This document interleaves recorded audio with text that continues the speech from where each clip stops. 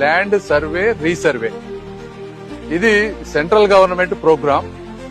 జగన్మోహన్ రెడ్డి గారి ప్రభుత్వం ఉన్నప్పుడే స్టార్ట్ అయింది. జగన్మోహన్ రెడ్డి గారి ప్రభుత్వం ఉన్నప్పుడే స్టార్ట్ అయింది.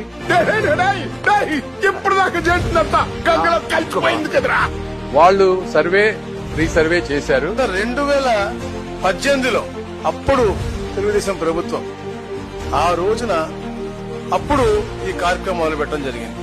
జగన్మోహన్ రెడ్డి గారి ప్రభుత్వం ఉన్నప్పుడే స్టార్ట్ అయింది. ఎందుకంటే మొట్టమొదటి సర్వే బ్రిటిష్ కాలంలో చేశారు. ఇప్పుడు వాటన్నిటిని మోడర్నైజ్ చేసి వన్ టైం డిజిటలైజ్ చేసి యాక్యురేట్ గా చేయాలనేది చాలా విలేజెస్ సర్వే చేశారు. 2020 డిసెంబర్ 21వ తారీఖున 100 ఏళ్ల తర్వాత 1923లో బ్రిటిష్ ప్రభుత్వం తర్వాత సమగ్ర భూ సర్వే మొదలుపెట్టి ఒక గొప్ప అడుగుపడింది ఆ రోజు. ఈ సర్వే చేసి డేటా అంతా కూడా సబ్మిట్ చేస్తే సెంట్రల్ గవర్నమెంట్ నుంచి ఇన్సెంటివ్ గా అంటే మంచి పని చేస్తే గవర్నమెంట్ డబ్బులు ఇస్తా ఉంది.